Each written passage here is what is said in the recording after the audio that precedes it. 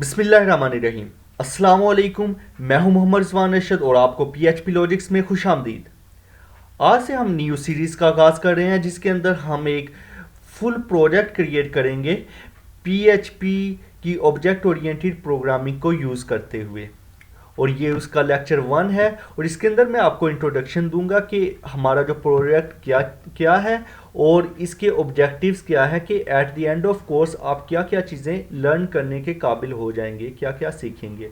ठीक है, तो उसके जो ये प्रोजेक्ट है इसके जो आखिर वाला पार्ट होगा, आखिर वाला लेक्चर होगा, या at the end of this course मैं आपको सोर्स कोड प्रोवाइड करूंगा इस पूरे प्रोजेक्ट का।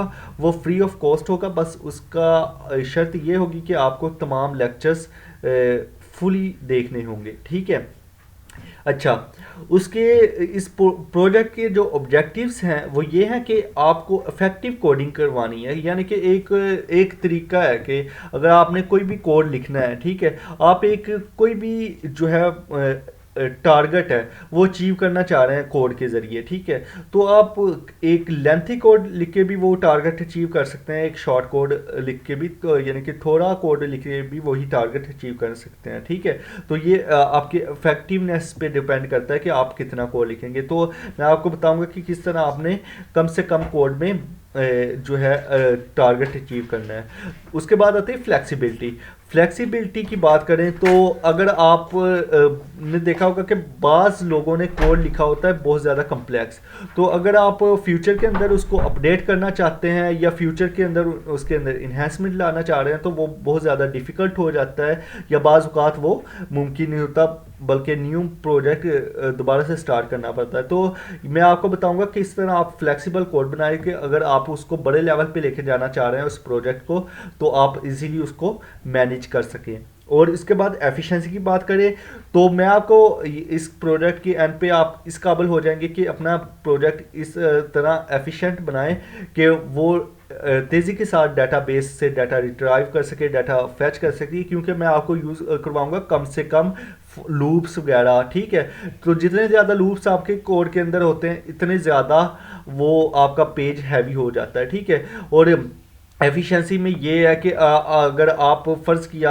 आप डाटाबेस से डाटा फैच कर रहे हैं, ठीक है, और उसके अंदर बहुत ज़्यादा डाटा है डाटाबेस के अंदर, तो एफिशिएंट अगर आपका कोड नहीं होगा तो आपका पेज जो आपकी वेबसाइट है वो क्रैश हो सकती है। ठीक है, इसके बाद आता है insert data without page refresh. ये जो बाकी पॉइंट्स हैं हम इनको देखते हैं अपने एडिटर के अंदर। तो ये जो है ये हमारा जो है लाइव प्रोजेक्ट है। ठीक है, तो लाइव प्रोजेक्ट के अंदर अगर हम बात करें तो इसके दो सेक्शन है, ये ऐड पोस्ट और शो पोस्ट। ठीक है, ऐड पोस्ट के अंदर पोस्ट टाइटल है, पोस्ट डिस्क्रिप्शन और अपलोड इमेजेस हैं। तो सबसे पहले बात करते हैं insert data without page refresh. यानी कि अगर हम जब हम सबमिट पे क्लिक करेंगे, ठीक है, इसको मैं रिफ्रेश कर लूँ एक मरतबा।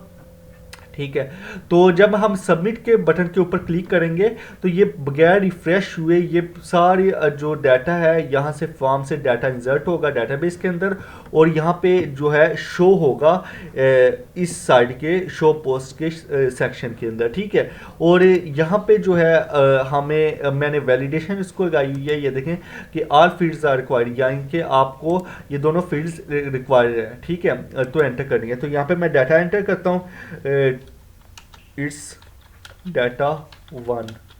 ठीक है, डाटा 1 डिस्क्रिप्शन कुछ भी लिख देता हूँ यहाँ पे। ठीक है, डिस्क्रिप्शन। और यहाँ पे दूसरे नंबर पे अगर बात करें तो ये सबसे पहले इसको अपलोड करके देखते हैं। ठीक है, ये देखें इट्स डाटा 1 और डाटा 1 डिस्क्रिप्शन, और ये डिफ़ॉल्ट इमेज है। ठीक है, अगर कोई इमेज अपलोड नहीं की तो ये डिफ़ॉल्ट आ जाएगी। इस तरह मैं, और ये देखें जब मैंने ये सबमिट किया तो फॉर्म जो है रिसेट हो गया है। ठीक है, लेकिन पेज रिफ्रेश नहीं हुआ। ये याद रखना है कि पेज रिफ्रेश नहीं हुआ और ना रिलोड हुआ है। ठीक है, अच्छा, इसके बाद अगर यहाँ पे मैं एक और पोस्ट ऐड करूँ तो डाटा 2।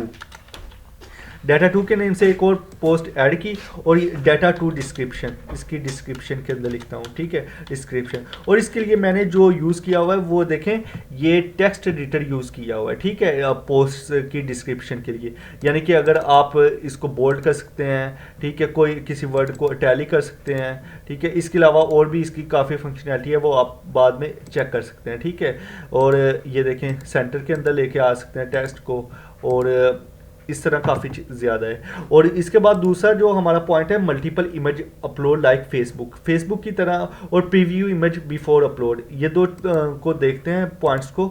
तो ये देखें, अब यहाँ पे फेसबुक पे क्या होता है कि हम एक से ज़्यादा इमेजेस सिलेक्ट कर सकते हैं, ठीक है, एक भी कर सकते हैं, एक से ज़्यादा भी कर सकते हैं। बिल्कुल इसी तरह वहाँ पे एक बटन होता है, वहाँ से हम सिलेक्ट कर सकते हैं और फिर दूसरी इमेज अपलोड करने के लिए दूसरी कर सकते हैं, ठीक है। इसी तरह अगर आप एक ही वक्त में ज़्यादा इमेज सिलेक्ट करना चाह रहे हैं, एक से ज़्यादा सिलेक्ट कर सकते हैं, ठीक है, कंट्रोल प्रेस करना है साथ में और ओपन करेंगे, ये देखें एक से ज़्यादा भी सिलेक्ट कर सकते हैं, ठीक है, 3 फाइल्स आपने कर ली हैं।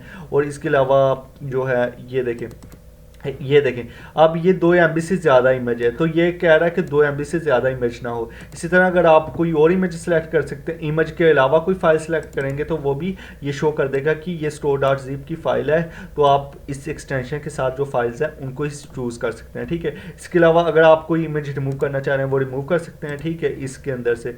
और अब सबमिट करके ये देखें, अब ये जो है न्यू डाटा एंटर हो गया है, ठीक है, डाटा टू और ये इट्स डाटा वन, ठीक है। और ये जो है पूरा पेज जो है बिल्कुल लोड नहीं हुआ, ठीक है, और ये पोस्ट हो रही है। अब आता है शो पोस्ट के सेक्शन के अंदर, तो ये देखें यहाँ पे पेजिनेशन शो हो रही है। सबसे पहले पेजिनेशन की बात करते हैं, तो ये देखें पेजिनेशन शो हो रही है। तो इसके अंदर तकरीबन टोटल जो है पोस्ट वो हैं तकरीबन 4, 12 और 2, 14 पोस्ट हैं, ठीक है। तो ये 5 पेजेस शो हो रहे हैं, ठीक है, 5 पेजेस हैं। और ये देखें अभी तक सिर्फ 4 हैं, लेकिन जब हम आगे जाते हैं तो ये 5वां पेज भी शो हो जाता है, ठीक है।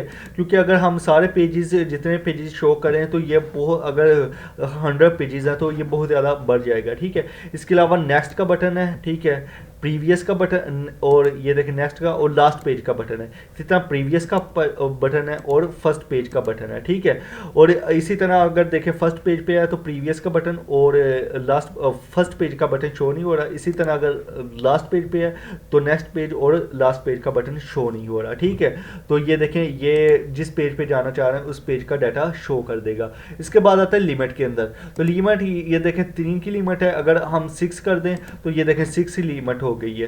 तो अब एक पेज के ऊपर 6 पोस्ट शो होगी, अगर 9 की है तो 9 पोस्ट शो होंगी, ठीक है। और बाकी नेक्स्ट पेज के ऊपर ये देखें बाकी 5 नेक्स्ट पेज के ऊपर पहले पे 9 पोस्ट शो होंगी। इसके अलावा अगर हम 12 कर दें तो अब पहले पे 12 और आखिरी पे 2 पोस्ट शो होंगी, ठीक है, और ये पहले पे 12 पोस्ट शो हो गई हैं। इसी तरह अगर हम 120 कर दें तो अब जितनी पोस्ट हैं यानी कि 120 से कम है तो 120 शो होंगी। और नीचे देखें पेजिनेशन नहीं शो हो रही, क्योंकि लिमिट जो है वो ज़्यादा है टोटल पोस्ट से, तो इसलिए पेजिनेशन शो नहीं होगी। अगर लिमिट कम है तब पेजिनेशन शो होगी, ठीक है। 6 है तो अब पेजिनेशन शो होगी। अब 3 पेजेस बन गए हैं, ठीक है, यानी कि 2 6 के और 1 2 का, ठीक है। इसके अलावा जो है आप यहाँ से सर्चिंग भी कर सकते हैं। सर्चिंग में मैं लिखता हूँ टी लिखा, तो जिसके अंदर टी आ रहा है, अब देखें यहाँ पे भी टी आ रहा है, यहाँ पे भी टी, यहाँ पे भी टी, और यहाँ पे भी, या डिस्क्रिप्शन के अंदर टी आए या उसके टाइटल के अंदर टी लिखा, तो कोई क्योंकि किसी के अंदर ये कीवर्ड नहीं था इसलिए सॉरी नथिंग फाउंड आ गया। अगर टी लिखा तो ये देखें 2 है, टी ए डाटा के अंदर, ठीक है।